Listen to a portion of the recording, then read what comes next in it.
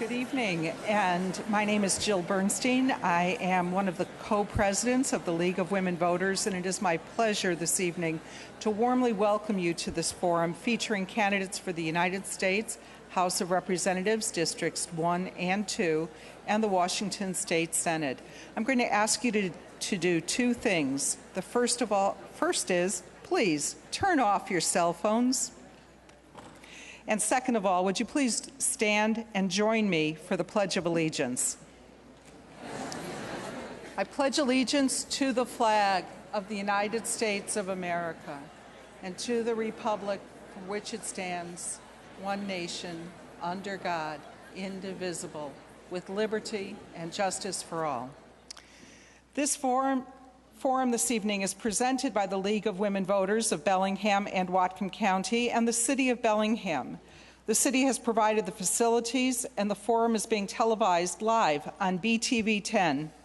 The broadcast will be repeated on BTV 10 between now and the election, and you can also find it on the city's website. You will also be able to hear this broadcast, the audio portion, on low-powered radio stations KMRE and KAVZ. We are proud to announce that the Bellingham Herald is our media partner. We would also like to thank the City of Bellingham and our media partner, the Bellingham Herald, for their generous support in making all of this possible this evening. The forum is the property of the League of Women Voters of Bellingham, Whatcom County, and the City of Bellingham, and may not be used in any manner without specific written permission from both parties. And when I cautioned you to turn off your cell phones, that includes the recording portions of your that may be found on any of your electronic devices. I wanted to let you know that the League of Women Voters is a nonpartisan organization founded in 1920 and has over 800 affiliates across the United States. Membership in the League is open to men and women of all ages. The League encourages informed and active participation in government and works to increase understanding of major public policy issues. And we work to influence public policy through education and advocacy. The League does not support or oppose candidates or political parties. Our purpose in presenting today's forum is to help you become more knowledgeable about the issues and about the candidates that will appear on your ballot this November. You should know that we welcome men and women to join us in the League and welcome your participation in League voter information activities such as these forums. If you are not currently a member, I invite you to pick up membership information at the table just outside of this room, or go to our website and simply click on the Join Us button.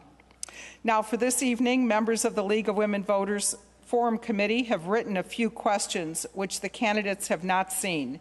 These questions will be asked of the candidates, but we are eager to ask as many of your questions on as many different issues as possible in the time available. So if you haven't done so already, you can ask our ushers for some index cards. Ushers, would you raise your hands, please? I see them in the back of the room. And they have lots of index cards. Raise your hand if you need another card. Print or write your questions legibly on the cards with one question per card, but you may ask as many questions as you want and have as many cards as you would like to have through the course of the evening. Note on the card, if you would, which race or set of candidates you are directing that question to, and as it relates to those candidates for the United States House of Representatives, you can note on your card that you'd like the questions asked of both District 1 and District 2, if that's what you would like. Questions will be screened for legibility, clarity, and duplication by members of the League seated at this table, Joe Collins, Donna Packer, and Kay Ingram. And we'd like to thank them for their help and assistance in making this process run as smoothly as we expect that it will. We will begin with the candidates for the United States House of Representatives, District 1, Susan Del Bene and Pedro Celis. It is now my pleasure to introduce our moderator for the candidate forum, Jane Freudenberger.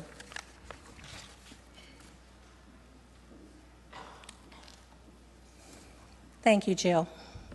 I'd like to welcome to the podium the candidates for U.S. House of Representative District 1, Democrat Susan Del Bene, the incumbent, and Republican Pedro Celis, the challenger.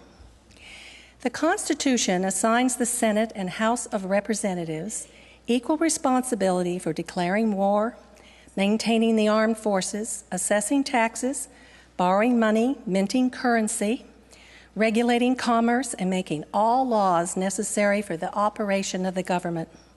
Representatives are elected for 2-year terms. Their salary is $174,000 a year.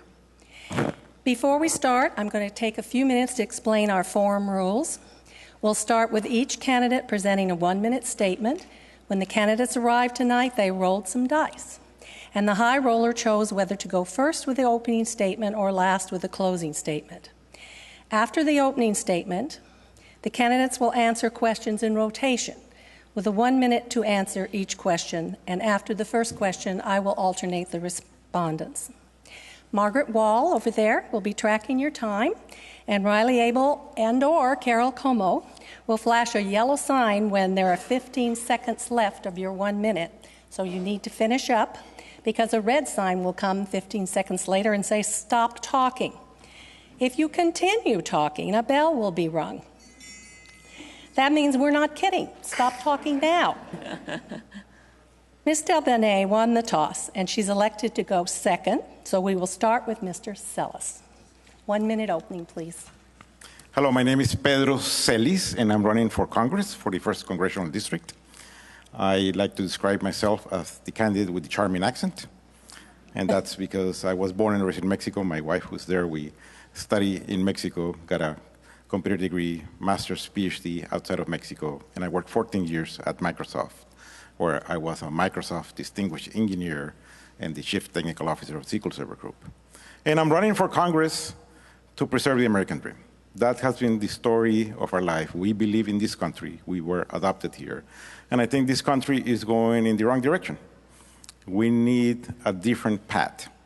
And the reason why I'm running is because I think I can move this country into a different direction. Our debt is out of control. The national security goals that this president has, I don't think are working. And I think we're not progressing in many issues, including immigration reform. Ms. Delbenet. Good evening. When I first ran for Congress, I knew that Washington, D.C. was broken and that we needed folks who were willing to come together, get past the partisanship and the rhetoric, and focus on results. And that has been so important that we have folks in Congress who are willing to do that, and we have had some successes. We were able to get a farm bill passed. I'm on the Agricultural Committee. We got a farm bill passed, probably one of the best farm bills we've ever had for our farmers right here in Washington State for fruit and vegetable farmers. We were able to roll back the doubling of student loan rates last year with a bipartisan effort, and I was able to help secure $200 million for job training and education programs for people on nutrition programs to help them get back on their feet and become self-sufficient. It's that effort that's so important, and we have much more that we need to do. We need to pass comprehensive immigration reform, come together to address college affordability, and to help families and businesses throughout our region. I've been working hard to get results for our region, and I'll continue to do that if I'm reelected. Thank you. I'm going to ask you all to speak up a little bit. It's hard to hear in the back of the room, and I know you want everyone to hear what you're going to say. So our first question is going to go to Mr. Celis. And this is from the League. Polls show the economy and jobs continue to be the #1 concern of the American public by a wide margin. What are your ideas about legislative action that would promote job growth? Job growth is not only the top thing in the polls, it's what I hear every place I go. Every family I visit, those are the issues. And the question is always that, what should Congress be doing to get our economy going? The spending that this government has been doing has not been the solution. We need a different solution. We need to control spending and let competition and innovation help drive many of these solutions. I believe that the education of our children is related to that, immigration is related to that, and there are a couple of issues that are important to get our economy back in track. One of the things that is mentioned the most to me is the inability of people to go up the economic ladder, getting their salaries go up. Median salaries have continued to go down under this administration. Ms. Del Bene. I think it's important that we make sure we build a long-term foundation for economic growth. And part of that, one, is making sure that the federal government is doing its job and passing policies that provide the visibility that's needed going forward, and we don't have manufactured fiscal crises that are having a negative impact on our economy. I think that we also need to make sure we make important investments in infrastructure, because that is a foundation for our economy and makes a huge difference, and it also supports jobs in our region. We need to support education, make sure everyone has access to the skills that they need to help have jobs in today's 21st century economy. We need to support comprehensive immigration reform, something that will grow the economy and also reduce the deficit. And we need to support job-creating research, something that's been very important in our region. Basic research has led to new innovations, and that innovative economy is something that's been so important to our region and to the 1st Congressional District. All right, the next question, you get to go first. What is your view on how we can combat ISIL and other extremist groups in the Middle East? So it is clear that ISIL presents a growing threat to American interests and allies in the region. And Congress passed legislation in September to train and equip moderate Syrian rebels. That legislation goes in place till December 11th. It's very important that we have a full debate in Congress about the appropriate and long-term strategy and plan that involves the international community. I do not believe we should be using authorizations for use of military force that are over a decade old to guide us going forward. I think it's important that this Congress gets together and has a full debate, and that this Congress voices its opinion and takes a vote. And I'm very hopeful that we will do that when we get back, so that this Congress is making a decision and we aren't relying on decisions that were made over a decade ago. Mr. Sellers?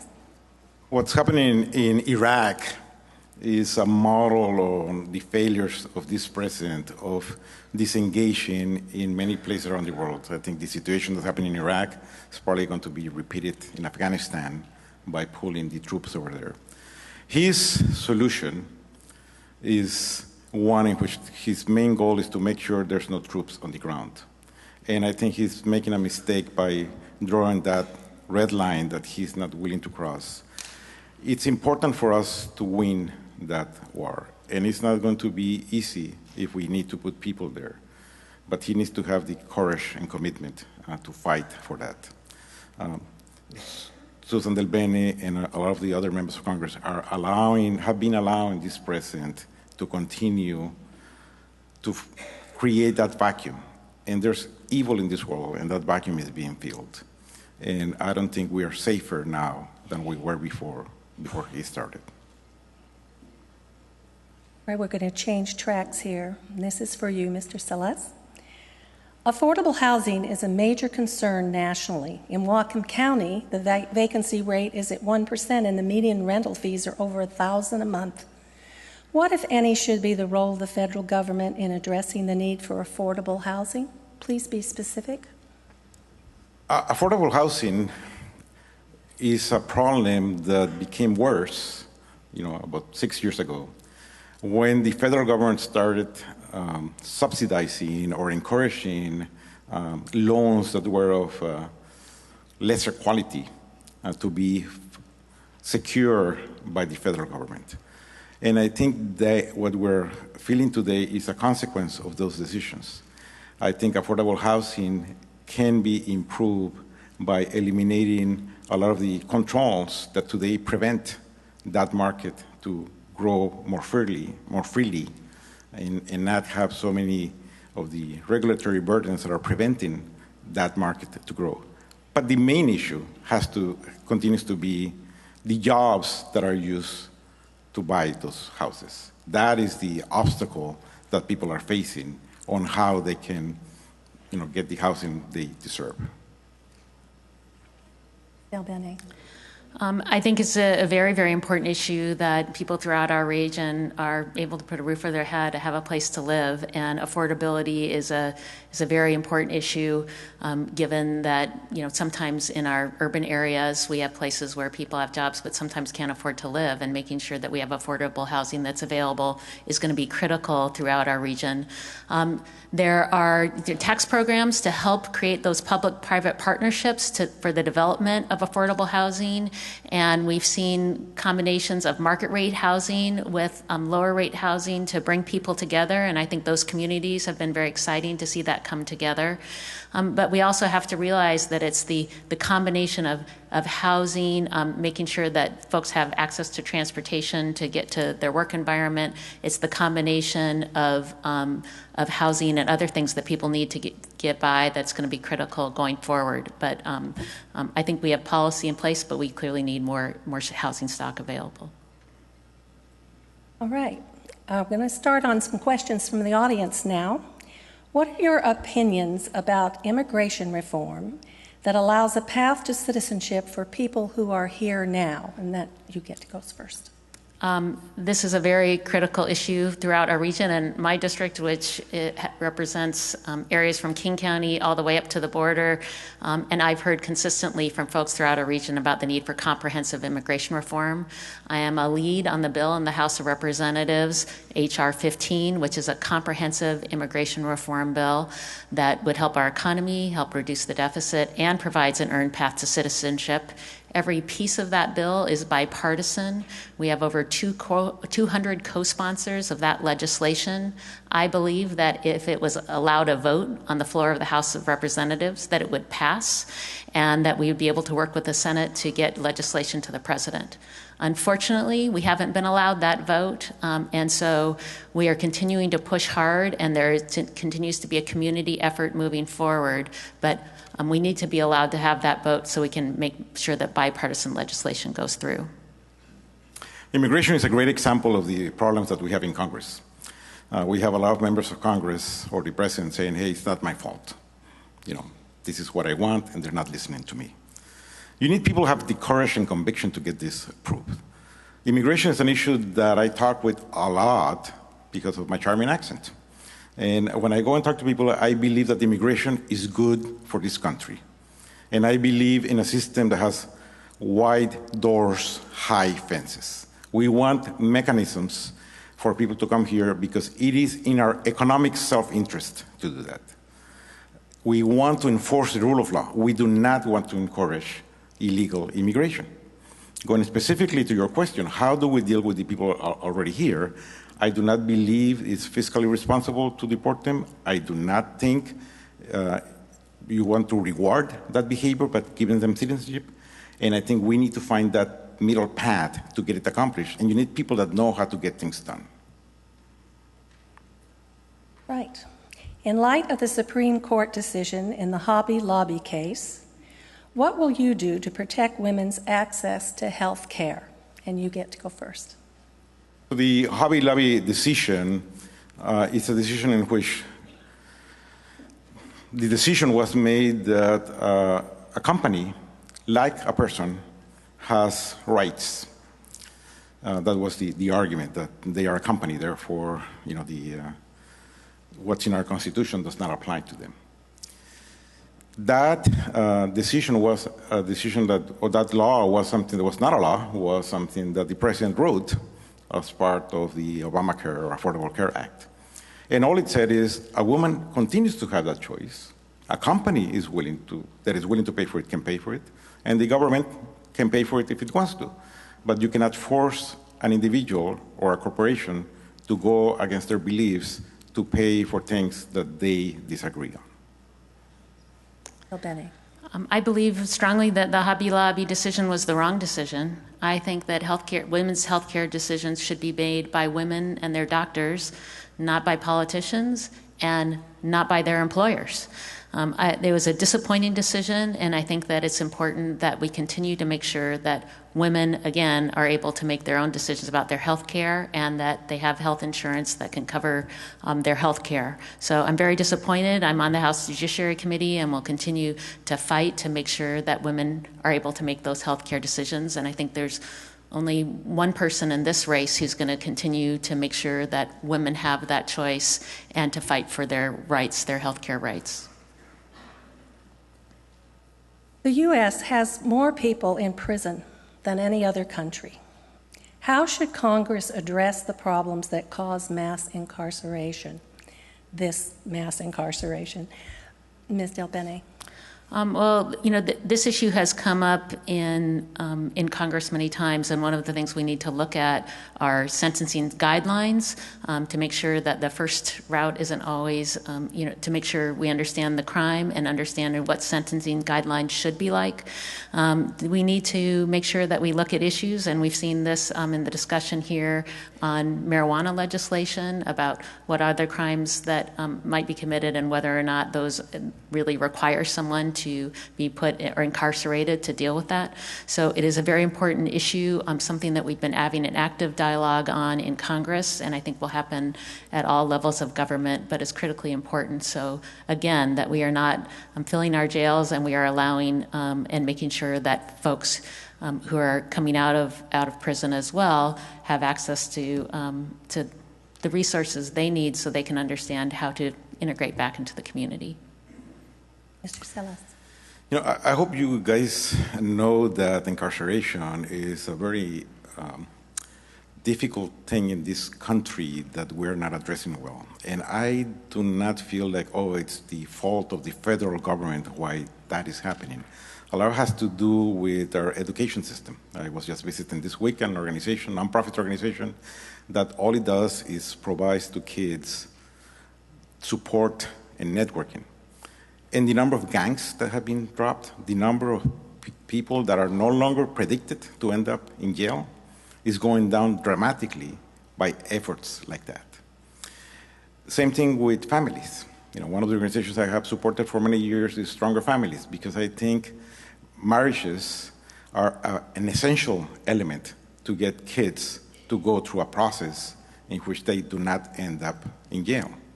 So I don't believe it's necessarily the federal government's fault, but it is our thing to work on. All right, this question you get to start, Ms. Del Bene. The baby boomers are aging, and by 2030, the 65-plus generation will grow by 20%. It's kind of scary. Do you think that federal funding should be used to enable our seniors to remain in their homes as they age? If so, what types of programs would you support? I think he's first this time, sorry. I'm sorry. Okay. Alex. What funding should the federal government give to the baby boomers? There's a set of funding programs that are have already been spent, Social Security in particular, that I think is important for the federal government to protect. People that have already contributed to that coverage should not lose it. That's the reward for having paid for all those years that event. But that money has already been spent, and it's going to be hard to find mechanisms to get that in control. So I always go back to the issues of balancing our budget. Our government is spending way too much money in many programs. There's a lot of inefficiencies in our government that need to be handled better so we can provide to the baby boomers what has been promised to them. I think it's very important that we protect Social Security and Medicare, that we make sure that we keep the promises that we've made to our seniors, and that the resources they have invested in, that they get that return that they're expecting on that investment and the benefits that they deserve. I think that when we look at solutions to what we can do to make sure we have long-term security and protection of things like Social Security, I'm the co-sponsor of legislation that would extend the solvency of the Social Security Trust Fund by 75 years by raising the cap. That's one solution that would have a big impact. We need to look on Medicare at what we can do to reduce costs, make sure we have great outcomes and quality of care, and we can do things to address costs there, for example, by allowing the government to negotiate prescription drug prices. So there are solutions that we can do to make sure that we have the right resources available to seniors, the benefits that they've earned and deserve. Right, this question would be for you, Ms. Bellingham. Will I get this right? The Supreme Court has granted constitutional rights to corporations. Do you think this is a threat to democracy, and what do you tend to do about it? Well, I do not believe corporations are people, and that's why I believe that, and I'm a co-sponsor of legislation to overturn Citizens United, a constitutional amendment.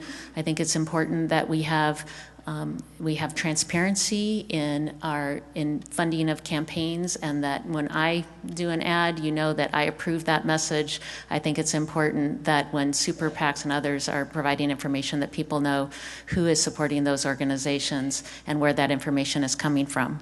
I also think that in decisions like we've seen with Hobby Lobby, that again, this is about making sure that women can make their own health care decisions and not their employers. So I applaud the decisions of the Supreme Court of saying rights is something we all have, individually or to the organizations we create, even businesses. I disagree with having the federal government limiting the rights of a corporation or an individual. One of the things Susan Delben and I disagree on has to do with the money that is spent in politics. She feels that the government should be controlling how much money is spent in politics. There's way too much money in politics, way too much. She spent $5 million of her own money to win this election. She has more than $1 million of PAC money in this campaign. There's way too much money there. But I don't think the solution is to have Congress or the Constitution be amended to limit the right of free speech. I think the reason why there's so much money there is because there's way too much money in Congress. And now people have an economic interest to get engaged in those solutions. Now we're back to the Supreme Court. So, Mr. Celeste, in light of the Supreme Court's refusal to uphold bans on same-sex marriage, what would you do to protect the rights of LGBTQ couples? So the decision this week by the Supreme Court, I thought it was a good decision. The Supreme Court has been making a number of decisions where they are not allowing the federal government to take rights away from states. And this is an example. They said, okay, this is not something they're going to get engaged in. We'll let states decide how to address that. And I believe in limited government. I think many things are better handled at the local level. That's an example of that. Same thing happens with many of the other issues having to do with education and other things that I think are better decided and better handled by the states, and by that focus on having local control of the decisions that affect our lives. I supported our state initiative to ensure marriage equality for everyone in our state, and I think that was the Supreme Court's decision not to move forward here was a good decision, and continues to open up the opportunity for more couples across our country. But there's more we need to do. I'm a co-sponsor of legislation called the Respect for Marriage Act, which would repeal the Defense of Marriage Act, or DOMA, to make sure that we really have true equality for LGBT couples. I also think that we have more to do in terms of making sure that there's not discrimination in the workplace, and I'm a co-sponsor of the Employee Non-Discrimination Act, or ENDA, which also is a legislation to make sure that we really truly have equality and we have equal benefits for all married couples in our country. All right, we'll start with you now again. Polls consistently, here comes these polls again, show a majority of Americans are against NAFTA, style free trade agreements, and specifically the TPP. how would you vote when the fast track, smart track bill comes up shortly to give the president sole authority to pass it without congressional amendment or input?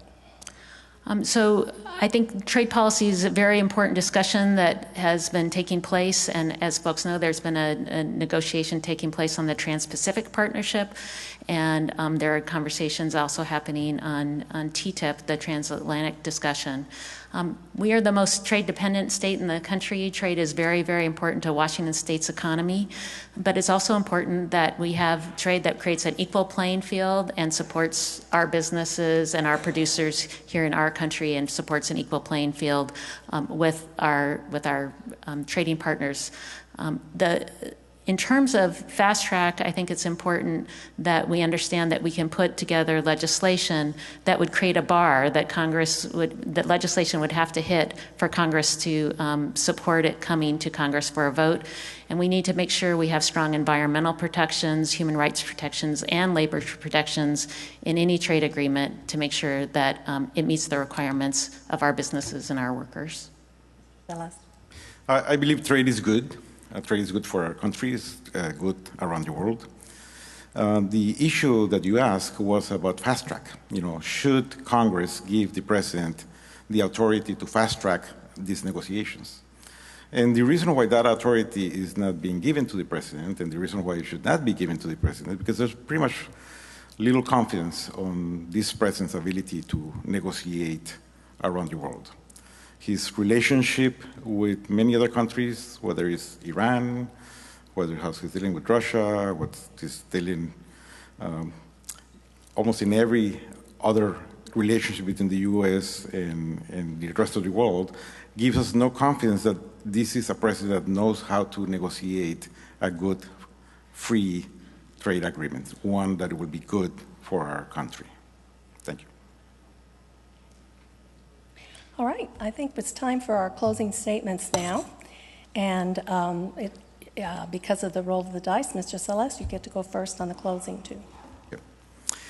So in this election, the choice for the electorals here is, if you like the direction that this country is going, then you should vote for Susan. If you think that this direction should be going in a different direction, you should vote for me. That's one thing. The other thing is, do you want somebody that goes to Congress to represent you that is going to be rubber stamping or approving the positions of the president, approving it with him 94% of the time, or you want check and balances, somebody that will question choices and represent the point of view that are important for this district. The issues that have been raised here about, the Farm Bill is an example. She says that it's one of the best farm bills. The Farm Bureau endorsed me because I went and talked to all the farm bureaus, and they all felt that they are not being well represented by Susan. I think that, again, it's very important that we have folks who are representing us who share our values of equality and personal choice and opportunity for everyone. It's very personally important to me. I grew up in a family that went through financial instability as my dad lost his job, and because of student loans and financial aid, I was able to get a great education and have a successful career and be able to take care of my family. I think it's important we ensure that everyone has access to that opportunity. We look at important legislation like passing comprehensive immigration reform, raising the federal minimum wage, making sure that we have equal pay for equal work, and that we make sure college is affordable for everyone in this country.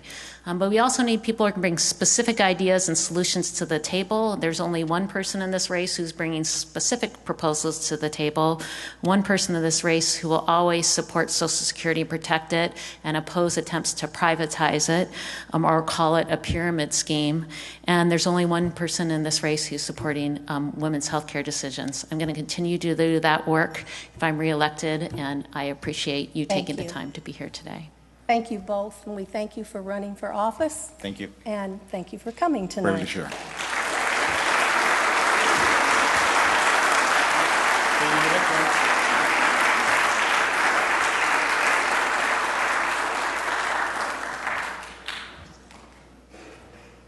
Okay, our next two candidates are running for Congressional District 2. They are incumbent Rick Larson and challenger B.J. Guillot. Did I say that right? Good. All right, welcome, gentlemen. I'm sure you're old hands by now watching the red and yellow cards and the bell rings, so I won't explain it again. And we'll begin. Mr. Larson won the toss and elected to go second. So please, Mr. Guillot, would you start with your opening statement? Sure. So thanks to the League of Women Voters for inviting us out here tonight. It's a good opportunity to be able to present our message and viewpoints to the audience, and I look forward to answering your questions. Again, my name is B.J. Guillot.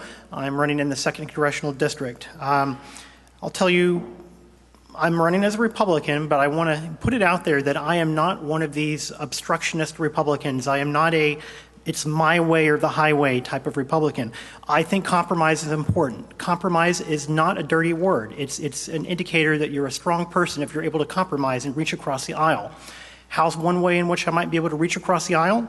Well, I'm a big supporter of things like renewable energy. In fact, I drive a Nissan Leaf and my wife drives a Toyota Prius. We try to be good with our carbon footprint. I also have solar panels on my house in Marysville. And I do not support the coal trains and oil trains that are going through our district. So thank you, and I look forward to hearing more. Larson. Thanks so much for having me here. I'm Rick Larson. I've asked for your vote, and I'd ask for your endorsement. I'm running because I think we need to do a better job creating jobs, protecting Washington State's environment, ending partisan gridlock in D.C., as well as working on local problems that are specific to your area, and let me address one of those now. I've heard from many of you about your concerns about the increase of oil trains, and I share a lot of those concerns that you have. But no one has done more in the U.S. House of Representatives to address this issue, to fight for tougher standards for tank car design, to force the railroads to do more rail line inspections, as well as for dollars for training for first responders in case a derailment does happen. But there's more to it than that, because here's what I know. Even without oil and coal trains, we're going to have more train traffic. There's a report out there that says that very thing. So what are we going to do to invest in the infrastructure to deal with freight mobility as well as congestion relief that comes with this increased train traffic? No one's better positioned in Congress to deal with that as well. So I hope I can have your support. Thank you. Right, the first question is going to go to you, Mr. Guillot. Employment growth seems to be concentrated more in lower-paying service jobs. Do you think the federal government has a role in promoting family wage jobs for our future generations? No, I think that should be left to the states to, well, I mean, right now there's a federal minimum wage, but different states will sometimes have a higher minimum wage. Like the state of Washington has, I think, the highest minimum wage in the country. I think it's important, though, to not jump into raising that too high. We need to understand what impact that will have to the economy if we increase that minimum wage. For example, in the city of SeaTac, they were one of the first places to implement a $15 minimum wage to certain hospitality industries. And what happened there was that employees that were working for these companies, while they were making more hourly rate, they lost their free meals at the hotel, they lost their free parking, they had increased health care costs because the company wasn't paying as much. Those are the kind of things we need to be careful of. And what's happening in Seattle, they've approved the same thing. I think it'll be a good experiment to see what happens. My theory or my impression is that it won't be good, but we'll see. We'll watch Seattle closely. Thank you. Larson. Thanks. Let me be clear. The short answer is yes. The federal government has a role in improving our economy. We need to pass a long-term transportation bill in this country that's going to put people to work in the construction jobs that we have to repair our roads, our bridges, our highways, and improve our transit systems. That's going to keep our economy moving. We need to raise the federal minimum wage and not talk around it. We need to raise the federal minimum wage. We need equal pay for equal work. A woman should be paid the same amount for a man for the same job in this country, and we do not have that situation that exists. And finally, we need to continue the investment that we made under this president, and something I voted for, continue the investment in green energy jobs. The federal tax credits to invest in wind and solar are critical. We need to keep those investments going. That's what we can do at the federal level to keep our economy moving. All right, you get to start with this question. The U.S. Department of Education reports that only 3 in 10 children have access to early education programs, which prepares them for success in future grades. If elected, what priority would you place on increased federal funding for early learning programs like Head Start and Early Head Start? Well, let me answer that question first by saying how frustrated I am when I hear people talk about the sequestration debate in Congress and saying how it's hurting our military. You know, the sequestration debate in Congress has hurt Head Start programs around this country, including in Everett, where they had to close down Head Start programs because there wasn't money available to keep it going because of sequestration. If we're going to put money back into the federal budget and get rid of sequestration, we have to be thinking about our domestic priorities in this country, including early childhood education and get those Head Start programs back and running, including our K through 12 programs, especially the investment in science and technology and engineering and math programs. We need to be thinking about the Pell Grant program for those kids who want to go to college but can't afford it. Pell Grants are the #1 source of federal financial aid in the United States, and the Republican budget last year proposed to cut that budget. That's wrong. We need to reverse that. We need to get in its way. We need to increase Pell Grant funding. These are the investments that we need to make, and we need to send a message to our young kids. We're going to invest in you. Mr. Gill. Well, I'm not sure I heard a lot about what to do about early children's learning in that answer, but I mean, I don't really have a better answer for you. I think it's important that children are able to learn early, but I think that responsibility goes towards the parents.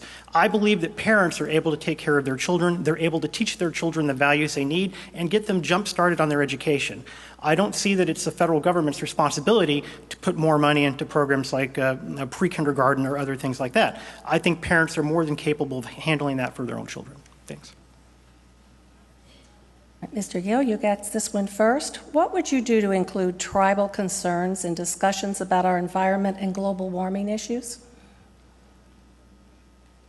Well, yeah, that's a good question. I haven't really thought about that one, to tell you the truth. So that's something I need to do more thinking about. Yeah, I just have to be honest with you. I haven't thought about that long enough to be able to give you a good answer. So I'm sorry.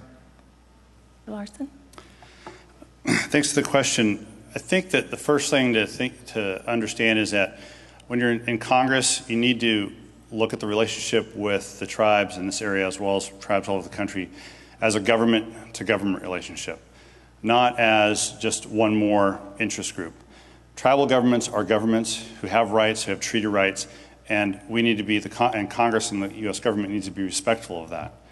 But we also know that if you maintain that government-to-government relationship, you can have a very fruitful, a very positive relationship as you're addressing issues like the fisheries, as you're addressing issues like Indian health, as you're addressing issues like transportation on reservation roads. It's every piece of the relationship that is important. And the first step is approaching this relationship as a government-to-government relationship. Would you vote to oppose any more war in Syria or Iraq? So earlier actually last month, I voted to fund the train and equip mission in Syria for the Syrian moderate opposition, because that's the best way to keep American boots off the ground. But I also do not support American boots on the ground. And I have also let the president know that if he's going to continue to use this decade-old authorization to use military force as the justification for airstrikes in Syria and in Iraq, that when we get around to voting on this, that I'll be voting against it.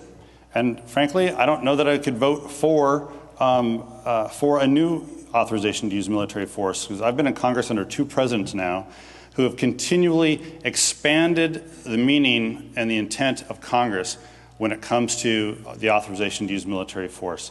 Let's get back to the Constitution and let Congress declare or not declare war. So this may be an unpopular position for a Republican to take, but frankly, I'm sick of war. We've been at war too long, war at the world. We've been in a constant state of war since 9/11. When I was in high school, the first Gulf War was going on, and then the second, and it just keeps coming. I think it's time for the United States to step away from that, and we shouldn't be doing the aggressor anymore.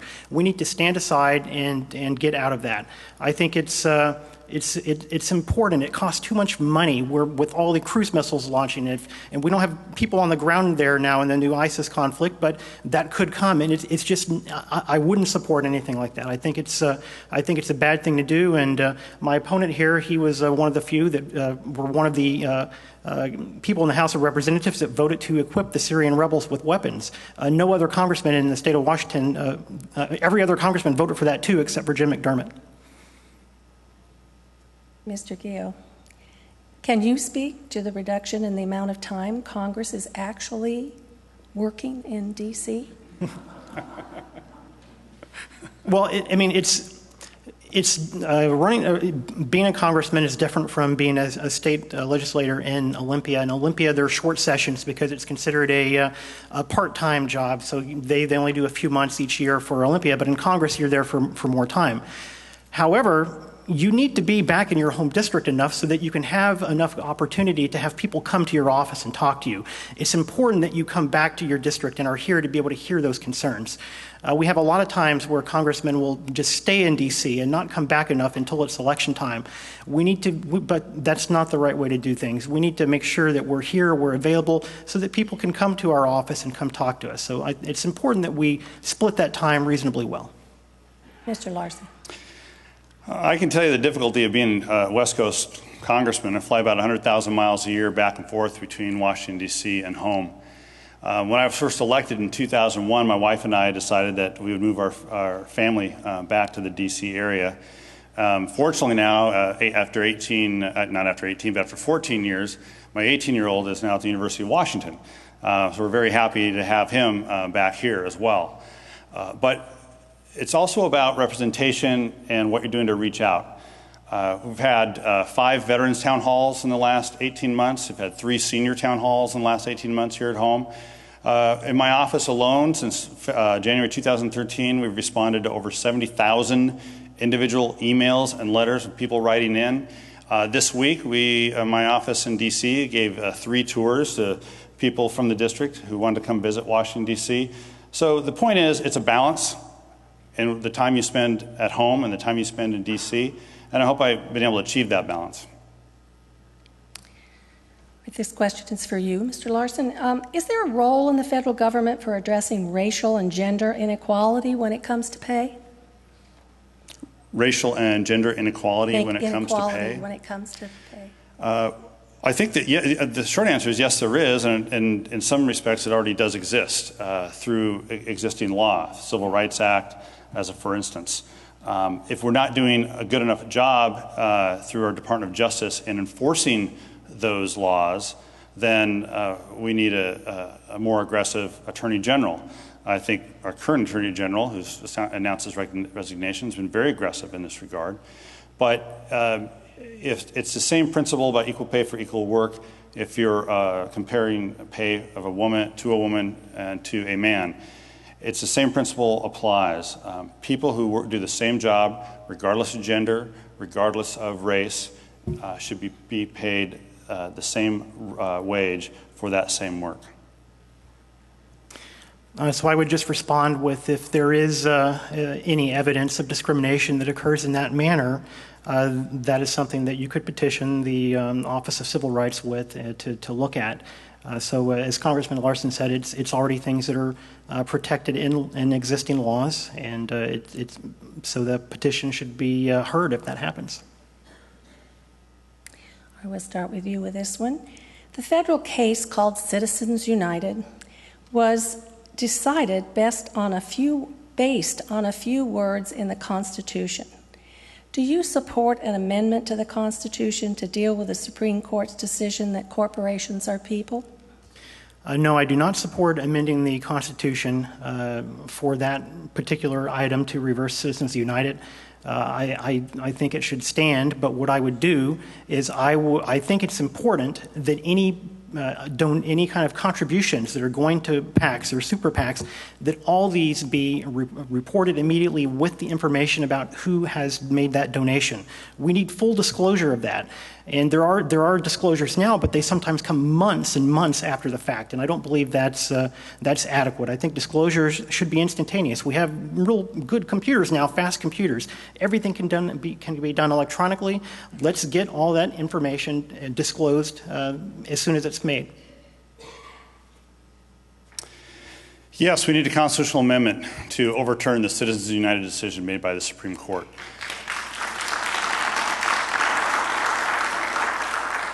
The Supreme Court said under Citizens United that corporations had the same political free speech rights as individuals. That just fundamentally is not true. And no interpretation of the law or of the Constitution can back that up. So we need a constitutional amendment to clarify for the Supreme Court and for people like my opponent who say that there should not be an amendment, to clarify that indeed corporations do not have the same political free speech rights as individuals. Individuals in this country have the right to vote. We're not going to give that to corporations next. Individuals in this country have the right to petition their government. Corporations do not have the right to petition their government as an individual does. We need an amendment to the Constitution to overturn Citizens United. Mr. Larson, agriculture is a vital sector of our state's economy. What do you believe are the top two things that Congress could do to preserve and enhance the vitality of our farm sector here and throughout the nation? Well, thanks for the question. I used to serve on the Committee on Agriculture for the first 6 years I was in Congress. So I know a little bit about this, having helped write a couple of farm bills on it. I guess the first thing I'd note is that our agriculture here in Whatcom County is different than agriculture, say, on the east side of the state. We're much more focused on what we call on specialty crops, fruits, vegetables, potatoes. These folks aren't asking for income support or a government handout like you see from wheat farmers in Kansas or pig farmers in Iowa. What they want is a level playing field for competition around the world because they're competing around the world. They're not competing with a farm down the street. They're competing with a farmer in another country. So that's one thing. The second thing we need to do is pass a comprehensive immigration reform law in this country. We're at our third chance since I've been in Congress to pass immigration reform. It's not something that is coming to us by surprise. You pass immigration reform, you're going to help agriculture in this country. Yeah. So one thing we need to do for our farmers is clarify what's going on with water rights. There's instances now where the EPA is trying to put a bunch of regulation into effect that basically makes the water on farms or anybody's property not their property anymore. And farmers are having a hard time being able to drill wells and such. It's causing a great deal of problems for farms. It's making it harder for them to do irrigation. It's a very important thing. We need to make sure we get water rights fixed. Another thing is instead of shipping coal and oil on all these trains, why don't we ship more grown in Washington products on those trains? Let's get the fresh materials going and let's ship those here. It's getting too expensive for farmers to ship their crops because they're having to compete with all the freight from the oil and coal traffic. Mr. Gill, I heard immigration mentioned in this question. What are your thoughts on illegal immigration? Would you continue on that subject? Sure. So regarding illegal immigration, I think we need to follow the existing laws that we have now. We need to secure the border. We need to keep that protected. One of the proposals that I like, that I think I would like to see more of, is something called the fair tax. The fair tax would replace income taxes with a national consumption tax. And the way that handles immigration is that anyone that's here, they're going to have to, they would now be responsible for paying anytime they bought a new product. It wouldn't occur on used products. So any underground economy that's happening with illegal aliens, if they're getting paid through, say, cash transactions or whatever, it wouldn't matter anymore because with the fair tax, everyone would be paying anytime they buy anything, just similar to a sales tax. For people that are here legally, to make up for the extra tax that you would pay when you buy something, there would be a prebate. Illegals wouldn't get that prebate, and it would give them an incentive to want to go back to their home country to apply for citizenship the right way, should they choose to be able to get that. On immigration reform, it should have at least 4 principles. One is a pathway to citizenship for the folks who are here. That's first. Second, someone would need to pay any back taxes that they owe. They can't be a criminal if they want to stay in the United States as well. I think that's fair. Those are some elements that ought to be part of a comprehensive immigration reform bill, which I support, and I've signed a petition, a discharge petition, to get that to the floor of Congress. There are 200 signatures on that. If you can help me get 18 more before the end of the session, we can get this thing on the floor and get it passed. Now, let me make a note about the fair tax that my opponent talked about. The fair tax is anything but fair. It is anything but fair. The fair tax would get rid of the very payroll taxes that America uses to fund Social Security and Medicare. And the fair tax is just one more Republican way to undermine Social Security and Medicare. Do not support it. Mr. Larson, what does a well-regulated militia mean to you?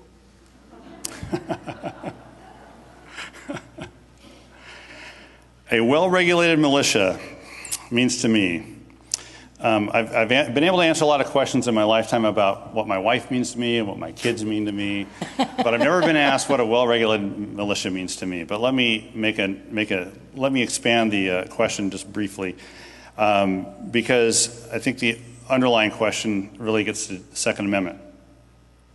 And as I am a co-sponsor in the U.S. House of Representatives for background checks for mental health issues and criminal background checks, as well as limiting the amount of ammo that can be in clips, I also believe that we need to pass Initiative 594 in this state and oppose Initiative 591. So I'd also ask you to consider that. Although I'm not here to speak for them tonight, I've endorsed 594 and ask people to support it as well.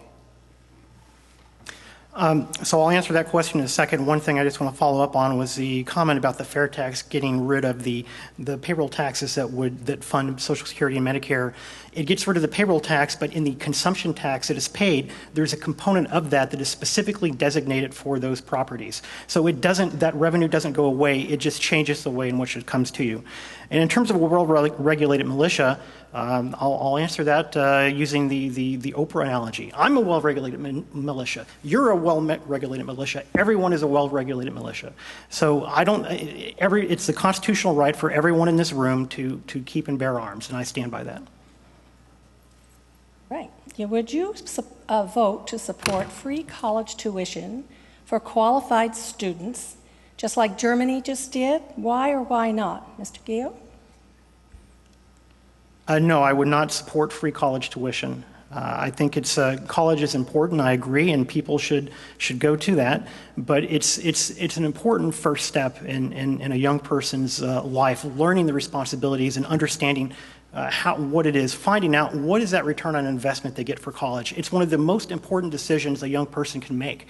And they need to understand that when they go into college, it costs money, and I think it's important that we keep it that way. Now, I agree that college costs are way too high right now. They've been skyrocketing, and I applaud the state legislature for putting a recent law into effect that caps the growth of the cost of college in Washington State.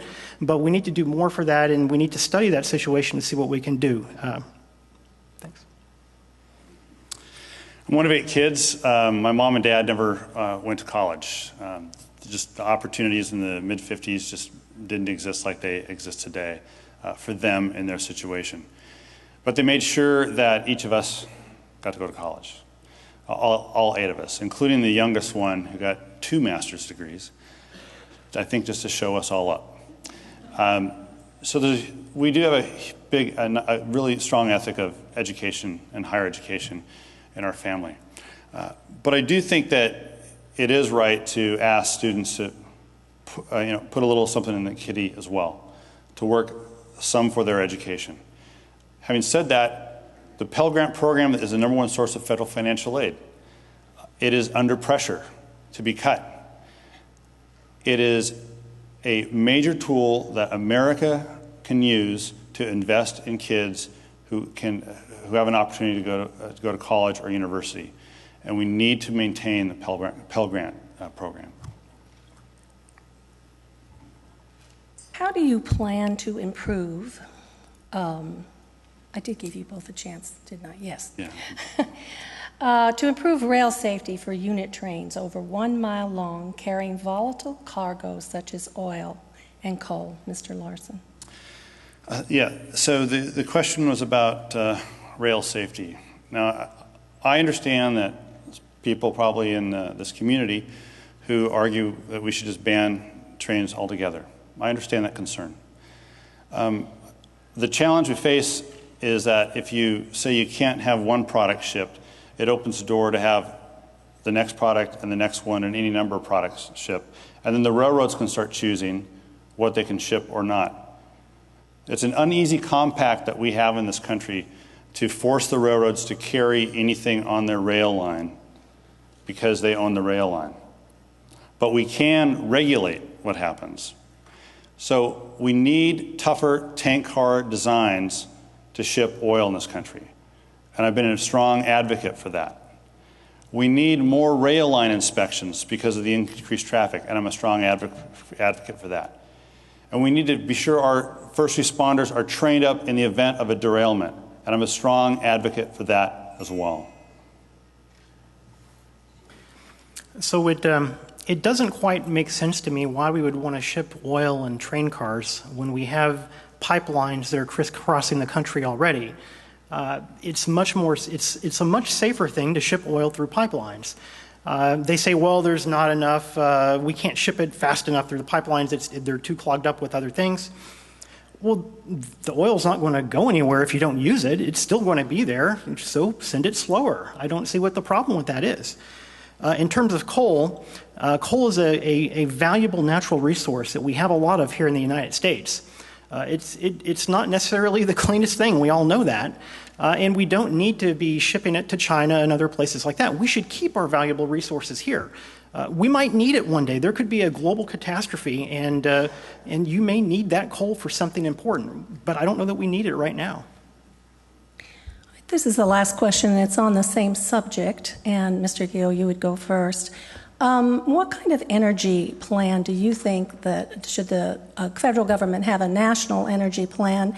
And how do you feel about the subsidies that are given to fossil fuels now, and in terms of changing them to subsidies given to newer developing energy sources? So that's a great question, and I think we need a comprehensive energy plan that uses all the resources that we have, both renewable and fossil fuels, in a responsible manner.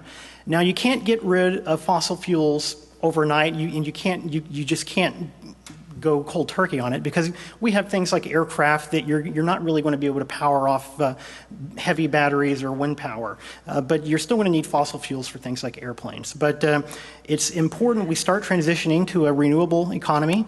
And in regarding the subsidies, why I believe in a free market system. And in a free market system, there shouldn't be subsidies on anything. There shouldn't be subsidies on fossil fuels. There shouldn't be subsidies on renewables. Let them all compete on an even case, and we'll see what is really the best technology and what works. Mr. Larson. Well, I voted in 2009 for a cap and trade system that would have regulated the role of CO2 in greenhouse gas emissions in this country. And I almost lost an election for it. It was a tough vote. It made a lot of people angry, but it was the right vote to take. And I've voted to eliminate oil and gas subsidies. And I've voted to create and increase subsidies that go into renewable fuel investment in this country. And to increase the federal tax credit that goes towards people who want to buy a hybrid or an electric vehicle. And I applaud my opponent for driving a Prius and driving a Leaf. But because of the vote I took, over 200,000 people in this country are driving electric vehicles and hybrid vehicles. I'm pretty pleased about that, because we need to make those kinds of investments to move towards a renewable energy economy. So I hope that you'll vote for me when this election comes up. I know we got a closing statement coming up. Yes, you do. And Mr. Gill, you get to go first with your closing statement. Okay, well, thank you for bearing with us tonight. I'm sure you've heard a lot of these kind of things before, and this is an unusual room because you guys are so far away from us. I generally like to go further out there and kind of talk with people, but unfortunately we're way back here at the podium. But again, my name is B.J. Guillot, and I'm running for Congress in the 2nd Congressional District. And I do want to be able to listen to each and every one of you. You may not agree with a lot of my positions, but I want to be open-minded about things. I want to hear from each and every one of you. I want you to tell me what you think. Help me out. Help me understand better. So I do ask for your vote. And again, B.J. Guillot. Thank you. Mr. Larson. Well, thanks again for the opportunity to speak to you tonight and ask for your vote, for your endorsement and the endorsement of the Bellingham Herald while you're here as well. I want to touch on one issue that I wasn't able to speak on tonight, and that's bipartisanship and the gridlock in Washington, D.C. And I'm not here to overstate that there's bipartisanship happening and breaking out all over in Washington, D.C., but I don't want to understate some of the work that I'm doing. Working with a congressman from Alaska to address the emerging issues in the Arctic and really pushing on the environmental issues that exist in the Arctic. Working with a Republican from New Jersey on writing a new version of an aviation bill that's going to mean investments in our aerospace and aviation infrastructure across the country and deal with some serious policy issues. And you're probably not going to read about a lot of this because they're fairly non-controversial, and we want to keep them non-controversial so we can work together and move forward on these things. But I'd hope that I earned your vote for this fall, and I'd ask for your vote. My name is Rick Larson. Thanks a lot.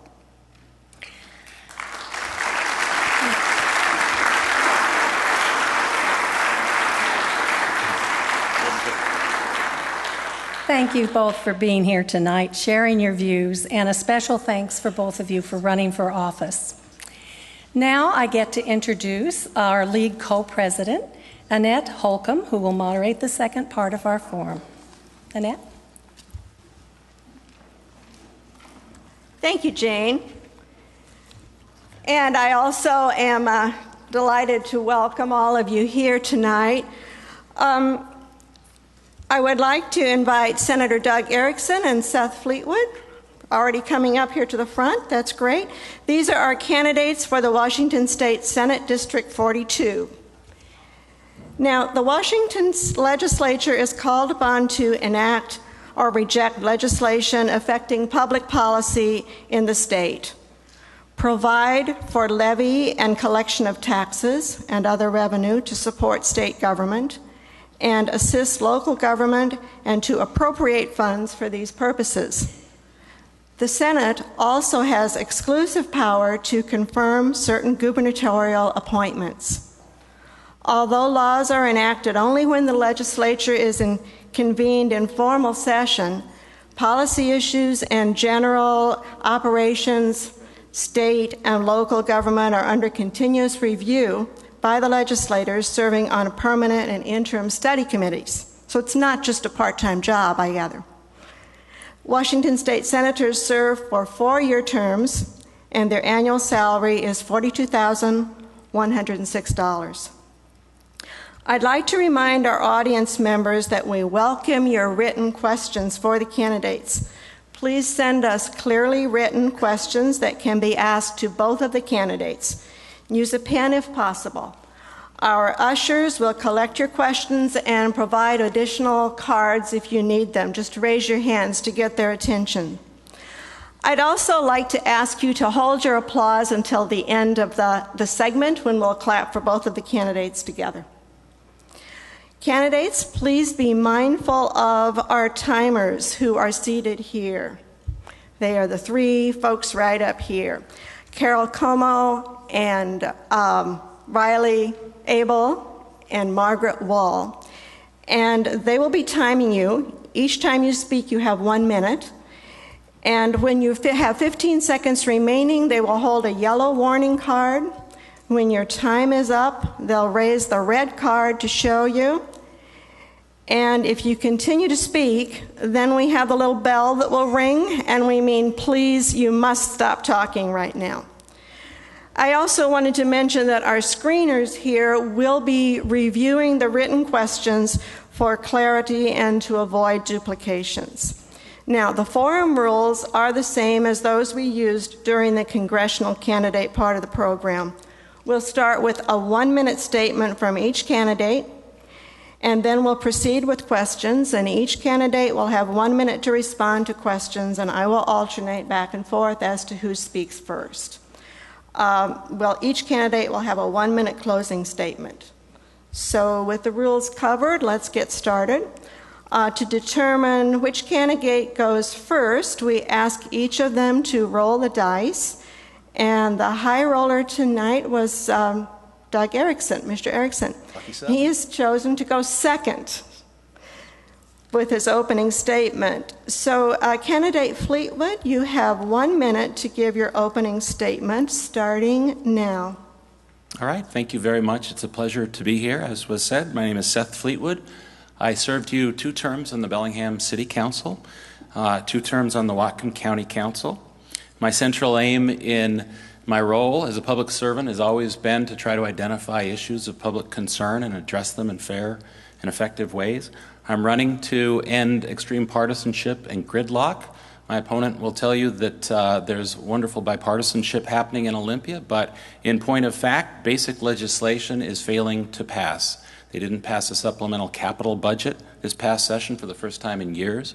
They failed to pass a transportation budget that would have brought hundreds and hundreds of good-paying jobs to our community and infused our economy with millions of dollars. They failed to pass an education package that is a constitutional mandate. In fact, we're under a contempt order by the Supreme Court right now.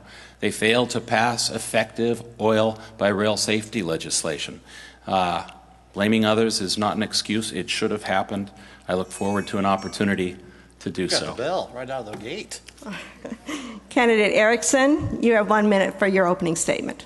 Okay, thank you so much all coming out tonight. I'm Doug Erickson. I'm your state senator, and I have the privilege of serving in the Majority Coalition Caucus in Olympia for the past 2 years. The Majority Coalition Caucus is the only one of its kind in America, where Republicans and Democrats are coming together to serve in a bipartisan fashion. The majority leader of the Senate is a Democrat. The President pro tem is a Democrat. Republicans and Democrats chair committees. I often think that Zesh should be running for Congress because that's where the extreme partisanship exists, apparently back in Washington, D.C. In Olympia, we're doing it right. And so when you talk about not being able to get a specific bill passed, bipartisanship means you don't always get everything you want, and you have to compromise, and you have to work forward. So we'll continue doing that. It's an honor to live in Ferndale. My wife, Tasha, is a school teacher at Whatcom High School. We are raising our family there. My daughter, Elsa, is a freshman this year at Ferndale High School. And my daughter, Addie, is a 7th grader at Horizon. It's a great place to live. Love being in Whatcom County. Love representing the 42nd District. And look forward to doing it again for another 4 years. Thank you. We'll now begin with the question and answer section. And candidates, you'll have 1 minute to respond to each of the questions. So the first one, and I will ask this to Seth to go first on this one. Over the last 12 years, funding for transportation maintenance and operations declined by 49%, while construction costs rose by 77%. Fuel-efficient cars have reduced gas tax revenue. So how do you propose that the state legislature can meet the needs of an aging and deteriorating transportation infrastructure? They can pass a transportation package, which is what they were attempting to do, but they failed to do in the last 2 sessions. Both sides agreed that it needed to happen. Both sides agree that there needed to be some increase in the gas tax. They weren't that far apart, but for reasons that I can't explain because I wasn't there, they failed to reach an agreement. And it was a crying shame. As I said, it shouldn't have happened. This is the basic legislation that I referred to. You pointed out that you don't get everything that you ask for in Olympia, and certainly that's true. But we're talking about basic legislation, and a transportation infrastructure is certainly that. It should have passed. If I was there, I would work diligently with people on both sides of the aisle to ensure that we were able to compromise to make substantial progress. As it happened, we got nothing, and that's a failure. Thank you. Candidate Erickson, your response to the question? Well, thank you. I think you should check the statistics on the questions before you ask them also, because we increased the gas tax by 5 cents in 2003. And the gas tax was increased again by another 9.5 cents in 2005. So the decline you're referencing isn't actually happening. We're actually seeing gas sales stay flat, slightly upwards. So we're seeing the dollars actually coming into the state of Washington. And we just finished with some of the largest transportation construction budgets in the history of Washington state. So we are building projects in Washington, but the problem is we need to address inefficiencies in the system. And I'll give you a quick example of what we have to get done so the people of Washington state can support investing in the roads again. We have to stop charging ourselves sales tax on road construction projects. 13% of the cost of a transportation project in Washington state goes to paying sales tax and the interest on sales tax. That's not the way to do it. And Zeth, I'm not sure where you operate, but doing a transportation multi-billion-dollar gas tax increase is not easy work. It takes a lot of work and working together. It's not basic legislation, and we'll continue working to get it done for the people of Washington. I beat you to the bell. I saw you reaching. Okay, thank you. Candidate Erickson, a follow-up along the issues of transportation. What if any action do you believe the legislature should take to meet the public's concerns about safety of hazardous materials that are increasingly being shipped across our rails and highways? Well, first off, we need to realize we've been shipping hazardous materials on the rails of Washington state since the railroad went into existence.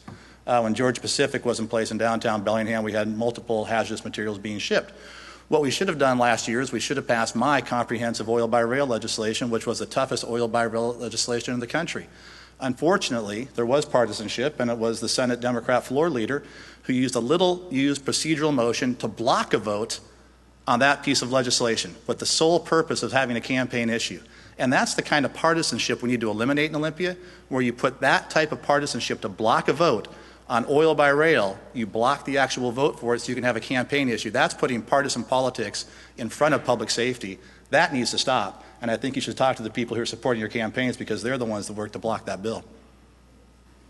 Well, what I'm told, my turn? Your turn, yes. What I'm told is that there was a procedural effort to block that, and it could have come back. You had the majority. You controlled the Washington State Senate. You were the chair of the Energy and Environment Committee. You had a powerful role to play to ensure that legislation got passed. There was a bipartisan bill, 2347, from the House that you didn't even allow to have a hearing. It had many of the provisions that your bill that was crafted included. Marine safety, studies for future risk, training for responders. It had an advisory committee. Your bill then removed the marine aspect. It changed the advisory committee to appoint oil company executives that then got to regulate their own advisory committee. It made no sense. There was a notification requirement in the original bill. Yours allowed oil to companies to opt out of the notification requirement. There was a separate bill with a barrel tax. Well, that's darn. Okay, time is up. Time is up. Candidate Fleetwood, you can respond first to this question. The state Supreme Court has found the legislature in contempt of its 2012 mandate to fully fund K through 12 education. What effect do you think this will have on the 2015 session? The Office of Financial Management predicts that the 2015 and 16 session is going to be even harder than the past session. The last session, they came up with $1 billion after losing $1 billion for education after the recession. They came up with $1 billion primarily from raiding different funds. They got about 2/3 of the money to come up with $1 billion from those other funds, one-time deal, and the other third by denying a COLA to teachers for the 7th year in a row. It's a huge problem. It's going to be a difficult effort that's going to require compromise from both sides. Both parties are going to have to give up some things. I think the Republicans are going to have to accept that some revenue needs to be on the table by closing some corporate tax loopholes and exemptions. The Democrats are going to have to recognize that we need to do the difficult work of making some cuts. It's going to be difficult work, but it has to be done because we're under a Supreme Court mandate to do so, and it's the right thing to do. Okay. Candidate Erickson, do you want me to repeat the question? Sure. The state Supreme Court has found the legislature in contempt of its 2012 mandate to fully fund K through 12 education. What effect do you think this will have on the 2015 session? Well, we'll work hard to have a solution in 2015. You have to understand the genesis of the problem. And for 30 years in Olympia, mostly under Democrat control, general government grew at twice the rate of education spending. So think about that for a second. You're growing general government at this rate, and you're growing education spending at half that rate. So we used to spend over 50% of our budget on K-12. That has been shrinking and shrinking and shrinking. So in the last 2 years with the Majority Coalition Caucus, we said, let's turn that around, flip it on its head. And we took 2/3 of budget growth, increased spending, and put it to K-12 education and to higher ed. 2/3 went to that, over 13% budget growth in K-12 education. And for the first time in 30 years, no tuition increase at our universities. Think about that one, because we made it a priority and we did it. So going forward, I support dedicating 2/3 of budget growth to education, to keep education funding where it should be, and to keep college tuition affordable to working families all throughout Washington state. That's the first step towards addressing the problem. Okay, thank you. As a follow-up along those lines, the governor has proposed eliminating tax exemptions to meet this mandate and fully fund education.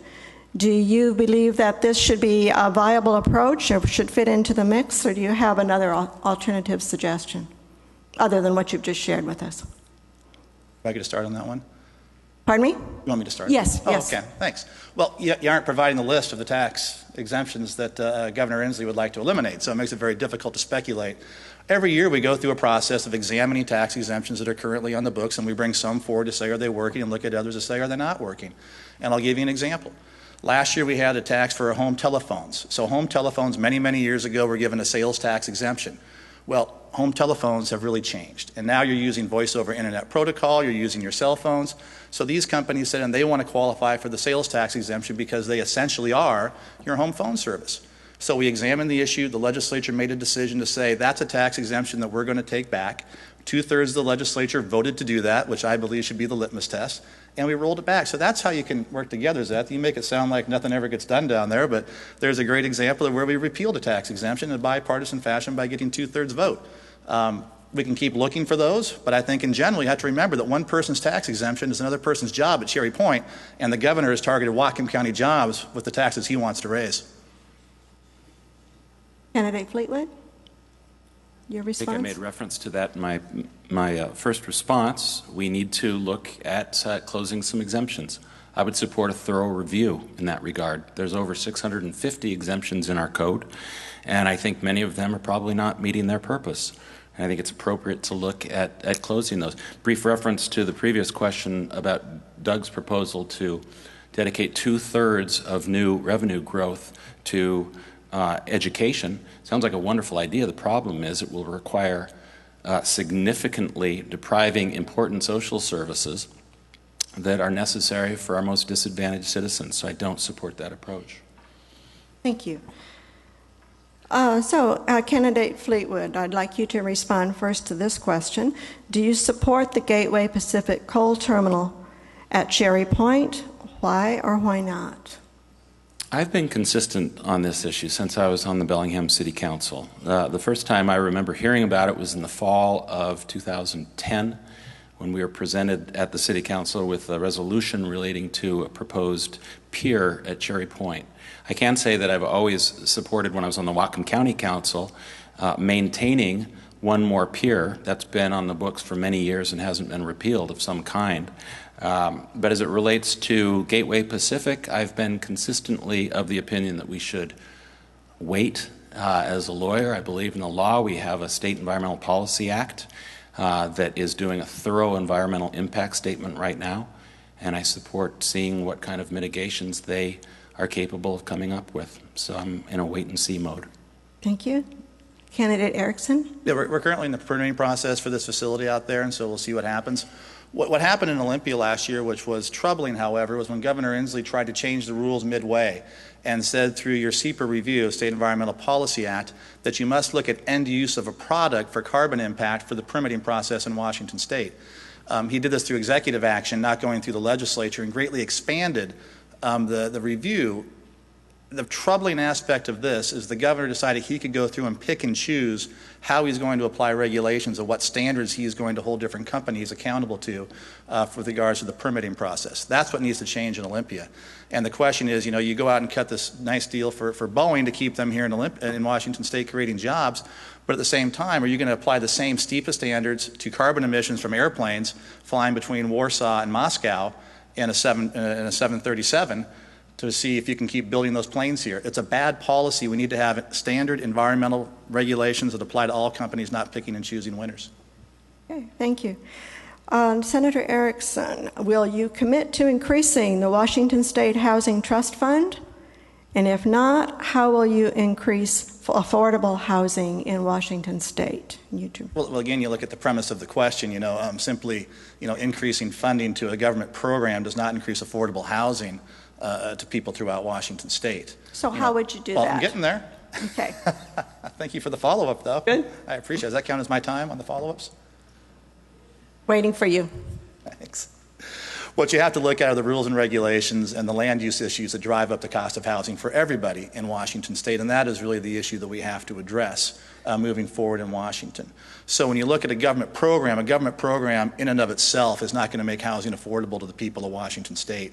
You have to look at ways to make housing more affordable. We've tried for years to work on this. We'll continue working on it, hopefully in a bipartisan fashion. One of the nice things in the Majority Coalition Caucus, new ideas are being allowed to come forward for committee hearings that were blocked for years and years and years. So many of these issues that keep coming up, the solutions were blocked from coming forward to even have a hearing on them. Now we're having hearings and moving forward because we have new sets of chairmen of committees, and in bipartisan fashion we're allowing people to come forward and testify. Thank you. Candidate Fleetwood? I do support that. I've always supported that. I think that it actually has the effect of reducing public costs. It provides a necessary service to some of our disadvantaged neighbors.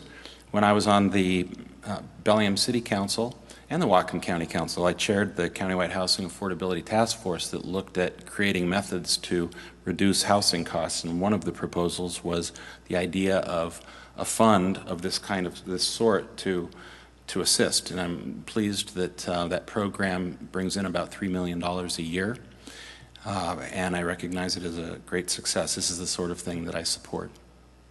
Thank you. And so Candidate Fleetwood, you are the first to respond on the next question, which is concerning, someone has concerns about our aging population. More and more facilities and home health care workers are needed. What are your specific ideas on how we can support the health care needs of our senior citizens? Well, one thing I recognize is that there is a looming shortage of the personnel who take care of those people. And one important service that I think we could provide better in the state of Washington is the training that would allow people to go into that kind of field. I can tell you that as it relates to aging services, I experienced that with a father who had many years of decline, and it was a real eye-opener to me. It gave me a great sensitivity to the importance of this issue, and I know that statistically that population is going to continue to grow. I would say that as a legislator, as a state senator, I'd be committed to learning as much about this issue as I can and coming up with solutions that resolve it and prepare us for it. Thank you. Candidate Erickson, you have 1 minute to respond. It's a huge issue, and people, our age, the candidates up here tonight, we often find ourselves thinking a lot about long-term care for our parents, and we also think a lot about K-12 education for our kids, the two things we're always thinking out on both sides. One of the things when it comes to long-term care, I think that families need to take a greater responsibility for long-term care of their families. That needs to be job one. I realize it can't work for everybody. Not everybody has a family that can do that, but we should be looking to families for support to take care of our loved ones. That should just be an expectation in our society. The second thing we need to be working on is making sure that we're providing support so people can stay in the place where they want to be as long as they can be there. And for most people, that's going to be in their home. So that means providing funding when necessary for people to be in-home healthcare workers and looking with the private sector to get people in there to help. And then as we move people through that progression to more extended care and those types of activities, we have to make sure that our reimbursement rates and our regulatory structure support our extended care and critical care facilities that are able to take care of those people in extended fashion. I know the red one's going to kill me because this is a huge issue and it takes a lot more talk than 1 minute to get through it. So, but I appreciate the question. Okay, thank you. And you'll be first on this next question, candidate Erickson. We have a pending water rights problem in the Nooksack River Basin. What solutions do you see for avoiding serious limits to water supplies in Whatcom County? Yeah, we have a lot of water in Whatcom County. You go to most of it, you dig down 3 feet, you got water. So we have some storage issues in Whatcom County, and we have to deal with this, a supply issue a couple times during the year. But the key thing on an issue as critical as this, you have to understand where the candidates come from.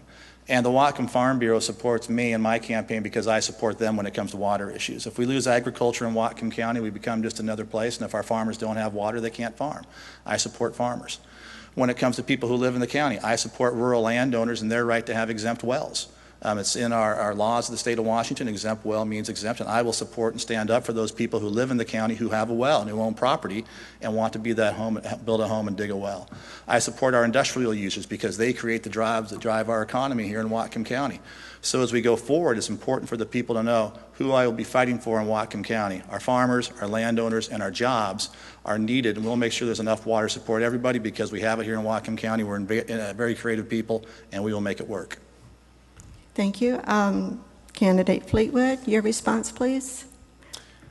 I think this is an issue that calls out for more leadership, frankly. I think there's been a failure in some quarters in this particular regard, and I'm not pointing fingers at any particular people. I've been involved on the Whatcom County Council on this issue. I think it's a collective failure, but I do think that we can benefit from leadership. We need to bring all the parties together.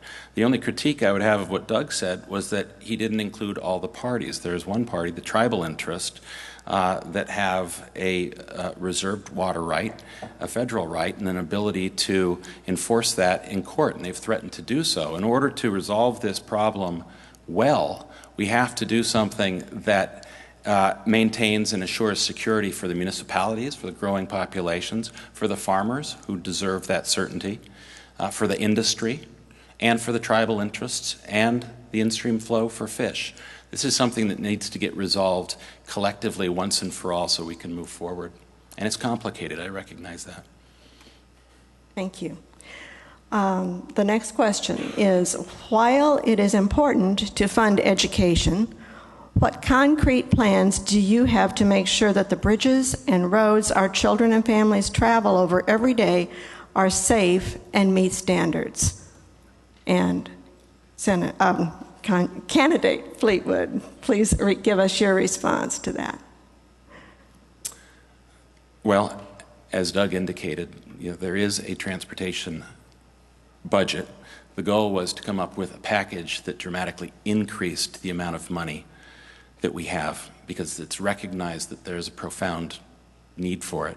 So I think one important way of doing that is to reach an agreement on what the amount is for a gas tax increase. I believe the parties are off by maybe 4 cents, 11 cents one party's wanting, and 6 or 7 for the other. That's the sort of thing that we should, the kind of divide that we should be able to deal with. And so how would I deal with that? I'd go to Olympia, I'd work with people on both sides of the aisle, I would compromise if necessary, if that's what it took to make substantial progress, and I'd get a transportation package passed. Senator Erickson, your response? You. Well, first off, we need to reform the transportation system, and we're spending billions and billions and billions of dollars on our roads currently. And despite what Zeth might say, it's a very complicated issue. It's not basic legislation. Crafting a transportation package is difficult. I've done it. I was one of the architects of the nickel package. And what did we do? We reformed the system first. And what we have to do is show the people of Washington State we're not going to continue to waste their money, and make no bones about it, their money is being wasted today. Sales tax on transportation projects equates to about 13 to 14% of the overall cost of a project. Permitting that is excessive drives up the costs and time delays of projects all throughout Washington State. What happened when the Skagit River Bridge went down? We decided we're going to get permits streamlined, we're going to get it done quick, we put the professionals in charge, they got it done in record time and half the cost. That's the type of model we need to apply statewide, so we can show the people of Washington State we're reforming the system. You reform it first, you show the people you're going to make good use of their dollars, and then we can start talking about tax increases. Far too many people in Olympia lead with the tax increase and say, oh, we'll get to the reform later. It doesn't work that way. Okay. Well, I think the next question will allow you to follow up more on what the issues you've just raised, candidate Erickson. Given the the budget shortfall that we have projected of $1 billion, not counting the needs that we have to fully fund K-12 education, can you be specific on what measures are necessary, and please consider what taxes would you raise or what programs would you cut? Well, first off, again, not knowing who's asking the questions, I would challenge the statistic that you're throwing out that we have a $1 billion budget shortfall. That's just not accurate. We anticipate the people of Washington State sending in over $3 billion more of tax dollars to the state of Washington for our general fund in the next budget cycle. $3 billion, over 8% increase in tax dollars coming in. So when you say it's a budget shortfall that's projected, that's based upon what somebody would like. And what happened, the governor just went through a process and asked his agencies to send in their budgets. Their agencies came in asking for what? A 32% increase in spending. Over $11 billion is what they asked for. So some people would like to present the problem as saying, if I don't do $11 billion, then I'm cutting somewhere. No, we're not. What we're going to do is we're going to go to Olympia. We're going to say, here's how big the budget's going to be. We're going to set priorities. We're going to fund priorities. And it's not just saying we'll do it in some abstract way. The Majority Coalition Caucus did it. And we funded priorities. 2/3 of new money, 13% to K-12, and no tuition increases for the first time in 30 years because we set priorities and we funded them, and we grew the rest of government also. We didn't have to cut those programs. Candidate Fleetwood, you have an opportunity for your response. Well, briefly, I'm glad that there was a freeze on tuition, but this was after years and years of it going up, up, up. It's still extremely high. You certainly acknowledge that. I'm looking at something right now, which is the July report of this Washington State Office of Financial Budget Management. And it says, looking ahead to the 2015-2017 budget, it could be more challenging than the 2013-2015 budget. Even after all that, we once again needed to suspend teacher COLAs, did not provide state employees the pay raises. We still fell short after the $1 billion raise that you had mentioned initially, still fell short of our $1.5 billion target for meeting our basic education obligation. This same report indicates that they're anticipating a revenue shortfall next year. How would I do that? I can't give you a specific idea because that's complex and requires going in and being in the Senate and working in the legislature. But as I said, one important method of doing that is doing a thorough review of over 650 tax exemptions. Okay, thank you. Candidate Fleetwood, along the lines of education, but now we have a question about higher education, which I think that both of you have already alluded to. Higher education has had reduced funding from the legislature for many years. Since education is of paramount concern to our state, how do you plan to address funding for higher education? And by employing some of what I regard as qualities that I have in working with people. And it involves enormous curiosity. It requires lots and lots of time meeting with people who have expertise, learning about the whole range of issues that are of concern, and doing some really, really difficult work. In Washington State, as we know, in 2010 there was an effort to create a state income tax. The people of Washington State thoroughly rejected that idea. And so how do we create reform is an important question. How do we come up with additional funds? After this next session, if there's an opportunity to close some tax exemptions and raise significant funds through that means, it's going to be even more difficult the next round to come up with some way. But I do support the effort. I recognize it's a necessity. It must be done. And I look forward to working on it. Thank you. Your time is up. Candidate Erickson, can you Yeah. respond? So for many years, the legislature cut higher ed funding, and that was bad, and that was one of the reasons why I voted no on those budgets during the Gregoire years, because they weren't good for higher ed, they weren't good for education. We were growing general government at twice the rate of education funding in Washington State. Twice the rate. Think about that for a second. If you think education is the paramount duty, how can you go for 30 years where you're growing general government twice as fast as you're growing education? And I just want to highlight that when the Majority Coalition Caucus took over, in 2 years, we turned that on its head. So it's not an abstract, I'll think about it, I'll try to bring some people in. We did it. We fundamentally did it. We increased higher ed spending by over 13%. So we'll do it again. We're going to make it a priority. Going to Olympia is about setting priorities and funding priorities, making a determination of how much money you're going to spend, and then sticking to that and making the hard decisions to get it done. But it's not abstract thought. We did it, and we'll continue to do it in a bipartisan fashion, and that's the beauty of the Majority Coalition Caucus, because new ideas are coming forward that were prevented from so many years from being brought up. Okay, thank you. We have a question from the audience about election or campaign finance reform. Both of you have indicated an interest in election finance reform, and what would you propose, how would you propose to fix that, to work on it? You're first. I get to go first? Yes. Thank you. Excuse me. Well, I anticipate getting outspent significantly in this race, so I guess I should have a lot of interest in campaign finance reform. But fundamentally, you talked earlier, some of the candidates about Citizens United in the Supreme Court. And one of my views is that free speech needs to be protected, and I will always have a broad interpretation of what free speech is. And I know when people say corporations, they like to think about IBM or whatever, Hewlett-Packard.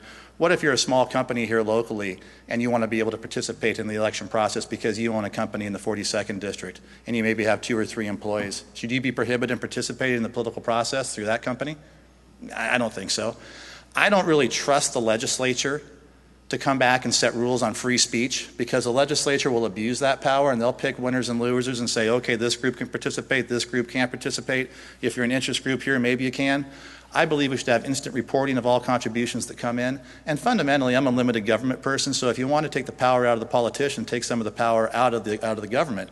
So we have less money being spent and we have less people participating in the process with the heavy dollars because they want to fix the system.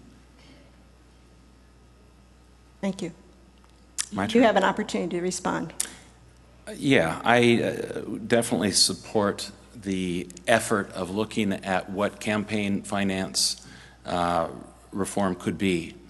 I don't know what that would look like. All I do know is that the present system we have, I think, is out of control.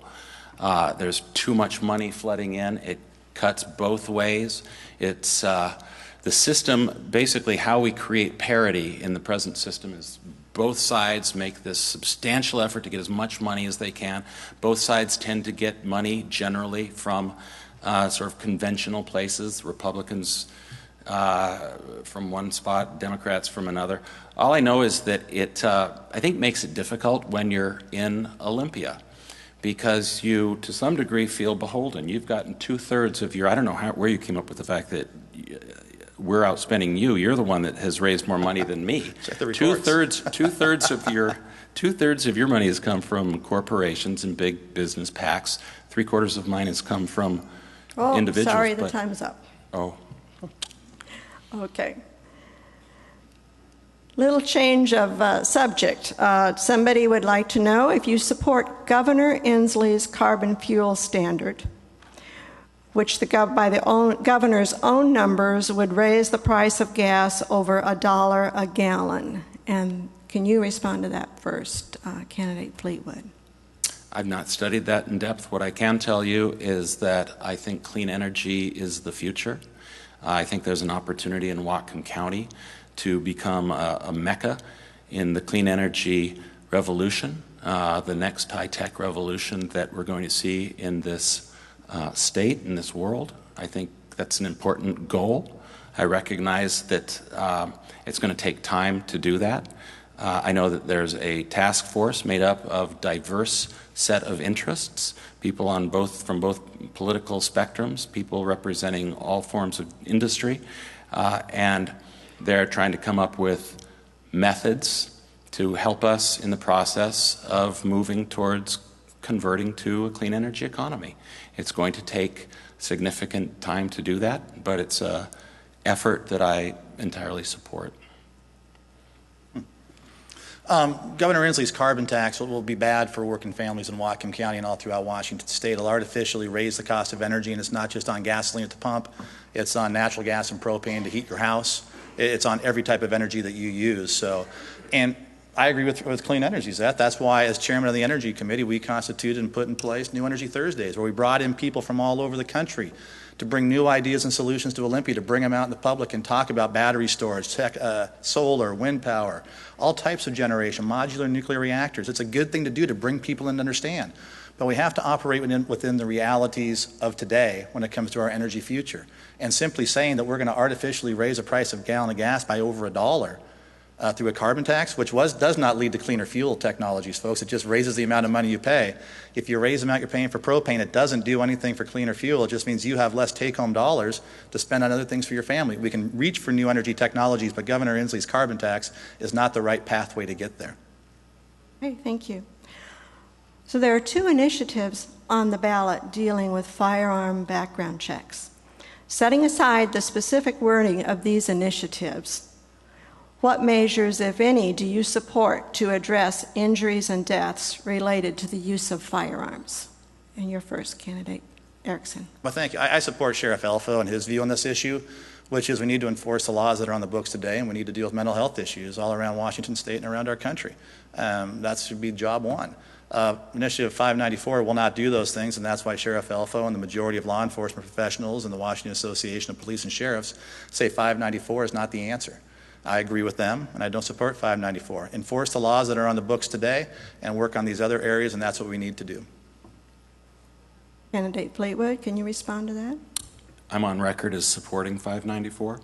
The reason that I support it is because the present system of background checks, the reasoning for the present system of background checks is the same reasoning that should apply to expanded universal background checks. I believe in the Second Amendment, the right of people to bear arms.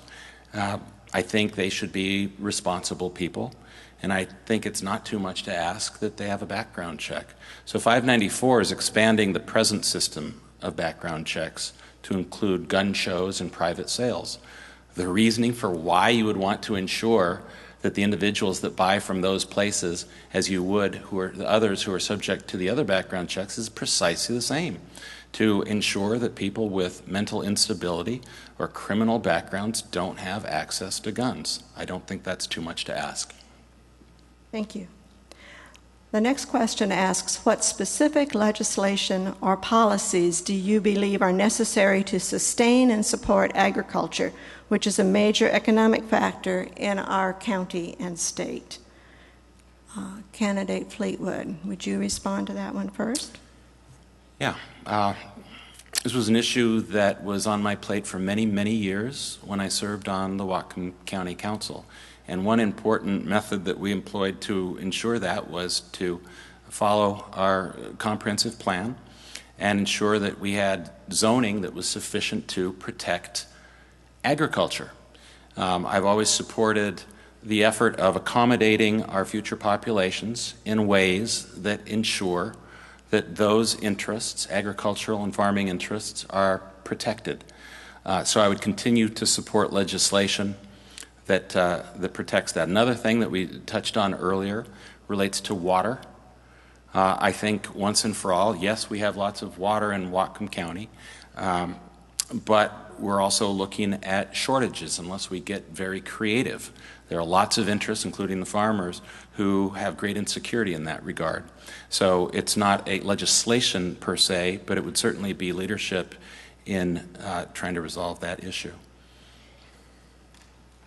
What was that one again? Yes. What specific legislation and or policies do you believe are necessary to sustain and support agriculture, which is a major economic factor in our county and state? Yeah, definitely. I think it's the biggest economic factor in our state. Ag is huge. And here in Whatcom County, so what I have said since day one in my time first running for the House of Representatives is agriculture is crucial to the character of Whatcom County. It's not just about the jobs. It's not just about the employment. It's about the culture, the makeup, the feeling of Whatcom County. And if we lose agriculture, we become just another place. And we have to make sure that we're taking steps as legislators to assure and give the farmers of our community the certainty that they need to continue to farm. They need long-term water rights, and we have to get that accomplished. I mean, it's been going back to the days of Representative Linville when she was in the House of Representatives. Before that, when we've been trying to get these things accomplished, we need to take it forward and get those hard things done, and we'll continue to do it. Representative Vince Byes and I are working on water solutions to pipe water across the North County. We can look at water storage. The farmers have endorsed my campaign, the 1,300-member strong Whatcom Farm Bureau, because they know for the past 16 years in the legislature, I've been voting with them to help them and to protect them because they are crucial to Whatcom County's way of life. Okay, thank you. The next question is concerning transportation safety, rail transportation. Last session, the Washington State Senate failed to pass any legislation despite having proposals from both parties, while the State House passed the Oil Transportation Safety Act, or House Bill 2347. Why do you think the Senate failed to act on this important legislation, and how can we ensure that the upper chamber will better protect our communities? And it's your turn first. Well, first thing we should do next year is pass my legislation, the most comprehensive legislation in the country. The bill that came out of the House dealt a lot with marine safety. The issue we had to address is oil by rail safety in our state. And that's what my bill addressed. And what I would urge the people in the audience to do is go and take a look at the recommendations coming out of Governor Inslee's task force, which we funded and created in the budget to get to work on this. The majority of the recommendations coming forward from Governor Inslee's panel reflect what was included in my legislation of what needs to happen in Washington State. So despite the fact that the bill was blocked by a partisan maneuver by Democrats because they wanted a partisan issue and not safety for the people of Washington, we worked, put it in the budget, and are continuing to work on the issue. We didn't stop working on it after the legislative session. We've been going on this thing nonstop to have real solutions come forward because nobody has a bigger interest in rail safety than the people of Whatcom County. Not only do those trains come right through our communities, I cross them every day taking my kids to school, we also refine that product here, and it's crucial that we do it right, we do it safe, and we continue to create those jobs and power our economy. Candidate Fleetwood, respond. I certainly agree that it's something that needs to be done right. What I would observe is that we have a system of government that includes two parties, Democrats and Republicans, and the way that you make substantial progress is by compromising. And when you're the chair of an important committee, the one that Doug chairs, you have a unique opportunity to use that position in a way that ensures that things get passed. It's not enough to just blame the other party for failing in this regard. This is something where there should have been a committee made up of people on both sides of the aisle working throughout the session to make substantial. We did. That's not the story that I hear from your counterparts. Surprising. Yeah, well, this should have been passed, and it was a failure that it didn't. And I don't think it's acceptable to simply blame the other side. And I wish I had one more minute. I talked. You can go a little longer. You will have 1 minute for the last question, okay. Candidate. Okay. This is the last question. What is your view of the proper role of government, and how has that guided your decisions as an elected official? If you are elected in November, how would you apply that philosophy to specific issues before the Senate? Wow, it's a good question. I think the role of government is to help secure a just and prosperous society. I think there's important roles for good government to make real progress in making our society better. I agree that there need to be limits. Of course there do. But there are important things that government can do that I don't think can be resolved by other means. It's the way that we represent our collective values.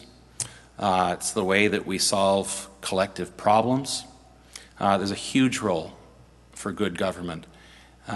And if I were in Olympia, which I hope to be, I would give great consideration to that. And I would put it to good work. I would attempt to ensure that we... You can't mind it. I hadn't heard the bill yet. Keep going. The bill? No, the bell. I didn't hear the bell yet. I was just saying keep going. Oh, that's 10 seconds. Yeah, that's all right. I got all night and keep going. You are quite able to finish your sentence when you see the red card. Yeah, my apologies. Now that we're at the end. Okay. Mr. Why don't Erickson. you hit that question Yes. one more time? That's probably the best question I've heard at a candidates forum in a long Thank time. you. I appreciate it. What is your view of the proper role of government, and how has that guided your decisions as an elected official? If you were elected in November, how would you apply that philosophy to specific issues before the Senate? Gotcha. So as a legislator, I travel a lot around the district and meet with a lot of different types of people, all different groups. And what constantly happens is I'll go and I'll meet with a small business owner. And every single time I meet with that small business owner, they will tell me that their job used to be fun. And it's not as fun as it used to be because they spend more time dealing with the government than they do spending with their customers. My philosophy is I want to reform this government structure so they can spend more time with their customers. When I go and meet with school teachers, constantly hear the same refrain. Teaching's not as fun as it used to be. We're overregulated. There are too many new reform efforts out of Olympia and Washington, D.C. My wife's a school teacher. My in-laws are school teachers. My mom's a former school teacher. There are too many. We need to let people teach.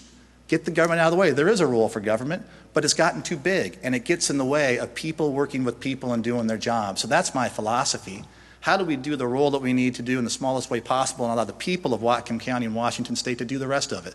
Whether you're a small business owner or you're a teacher, government is getting in the way of you doing your job, and we need to get the government out of the way when you're trying to do it, and I trust the people of Washington State to do a good job once we do that. Well, thank you. Well, I would like to now give each of you an opportunity for a closing statement of 1 minute, and Candidate Fleetwood, you are to go first on that. All right. Well, I would just say thank you for having this. It's been a pleasure to be here tonight. I think we have an opportunity in Whatcom County to help restore a good, effective, working, productive majority in the Washington State Senate. I've always enjoyed serving you.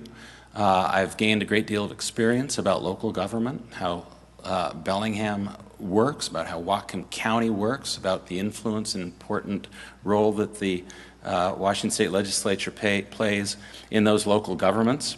I've always been civil. I've always been engaged. I've always sought to work with people on both sides of the aisle. I meet with everybody. I have good relations with people. I think after 16 years, it's appropriate for a change. I think that I could offer myself as an exceptional alternative to the incumbent. And I'd be pleased and honored with your consideration. Thank you very much. That's all right. Candidate Erickson, your closing statement. Well, thank you all for coming out tonight. I enjoy this part of the campaign, getting out to come and talk about issues and be on stage with Seth. It's always enjoyable, and he does a good job presenting his view of the issues, and I think in a very respectful way, and I greatly appreciate that as we move forward through this process. You know, the one issue that's been kind of confounding me during this campaign process is when people say it's too partisan in Olympia, when the hyper-partisanship, it's blocking everything, and Seth keeps bringing this up. But we have a majority coalition caucus. I don't understand how you get more bipartisan than having a bipartisan coalition. And as I've been thinking about this for the past couple of weeks, I think what really is happening is the status quo in Olympia is very afraid of what's happening in the Senate, where Republicans and Democrats are coming together, chairing committees, co-chairing committees, leadership is mixed up, caucusing with Republicans, Democrats, and the power structure in Olympia doesn't like that. And I know Zeth said in his first radio interview that he wanted to restore a Democrat majority, and that's why he's running for the Senate. Well, that doesn't sound very partisan. That sounds very partisan to me. I want to restore a majority coalition caucus and keep working in a bipartisan fashion to achieve the goals of Whatcom County, because good ideas don't come with a label, but good ideas do come from Whatcom County. It's a great place to represent.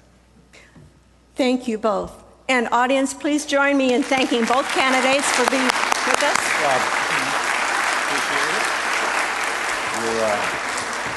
As we conclude tonight, I'd like to thank all of the candidates who appeared tonight. We're grateful for their appearance. We're grateful for their willingness to answer our questions, but we're most of all grateful for their willingness to serve our community. To each and every one of them, our sincere thanks from the League of Women Voters for their participation in this forum. I'd like to also take this opportunity to thank members of the League who worked so hard to organize this event, in particular Joe Collins, thank you, for her tireless efforts, and Georgia McGregor for being the strong hand behind the scenes helping to organize our many volunteers. But we, the League, would like to thank members of the audience for their probing and thoughtful questions and for helping to make tonight such a success. We thank you for being here, and we thank you to the members of the audience who are listening to this on BTV 10. Our media partner, the Bellingham Herald and the City of Bellingham, we thank them for their cooperation in helping to host this event. We'd like to remind you that you can watch this again on BTV 10. You can also watch our first forum, which was held on September 20th on BTV 10 or through a link on the city's website. And this forum will also be played between now and the election on low-power radio stations KMRE and KAVZ.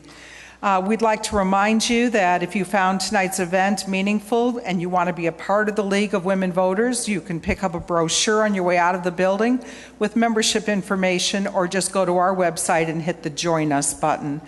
And we'd also like to say that on October 23rd, we're going to be back here at Bellingham's courthouse to hold our third and final forum. It will begin at 6:30 on the 23rd, and we hope to see each and every one of you present for that event.